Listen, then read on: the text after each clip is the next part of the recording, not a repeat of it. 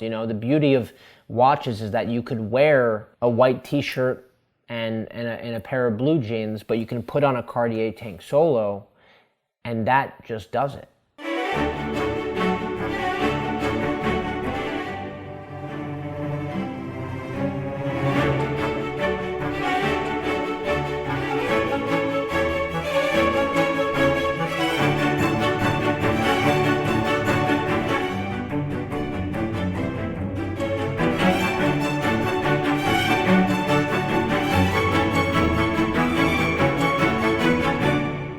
I am Brandon Uragi. I've loved watches for about 7 years.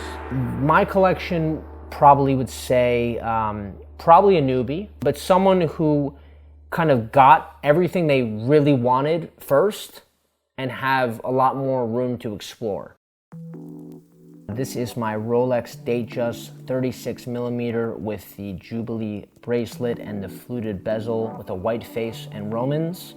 The versatility of this specific piece is what makes it so great. You really can use it as a traditional sports watch, but it has this luxury component to it, this essence to it that allows you to kind of break into other realms during your life where, you know, if you have a special moment and you're wearing this special tux, you know, that dreaming about wearing, and the fact that you can take the Datejust, a watch that you wore yesterday to mow the lawn, the fact that you can put that on and it looks elegant, looks stunning, is such a big draw, to, you know, for me at least.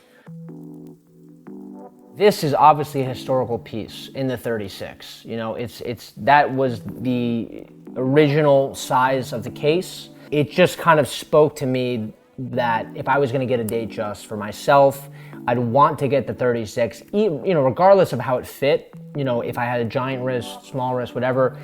The fact is that a 36 is what a Datejust is to me. One thing that I just love is something that is traditional, that has roots. And the reason I love that really, I guess, would stem back from my father. I used to visit my father in his work, and he would show me rugs. Particularly, he would show me antique Oriental rugs because that was the business he was in. He always pointed out the little nuances and the details of such a historic piece, really, because when you dive into the history, you know, for example, the rug that we're actually standing on right now, it's 300 years old, handmade, and you know, the number of man hours, can't even tell you off the top of my head, but it's incredible when you really think about the details, and then you start actually paying attention to the rug while knowing that information.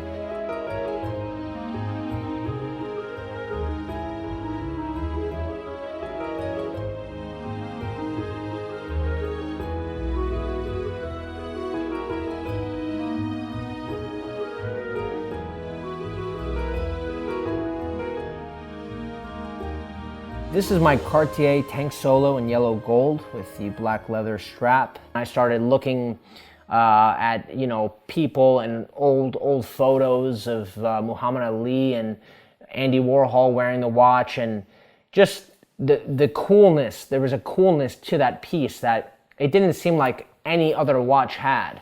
I resonate with the masculinity of the 70s. So much more than I do of the current decade we're in right now. I'm jealous I wasn't a part of it.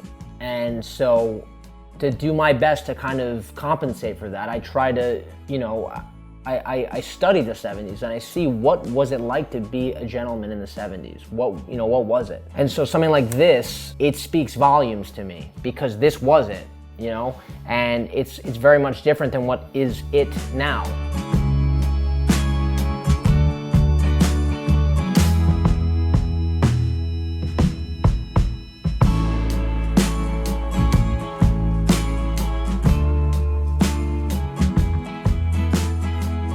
This is my Cartier Juste Un Clou, yellow gold nail, just a nail.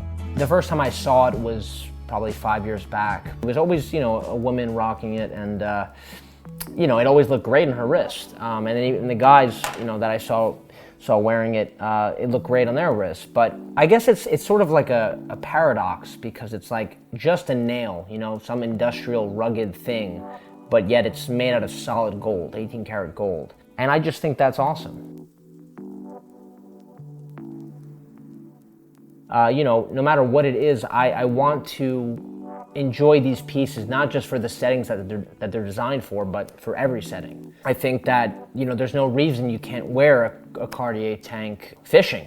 I mean, I've done it. It's not recommended, but there's no reason you can't. You can't let the piece sort of box you into its standard of when and what you're supposed to wear it with. The fun part about taking something super luxe and using it, and really using it, testing it even, seeing what you can actually get out of it. What did this money even get me? That is interesting to me.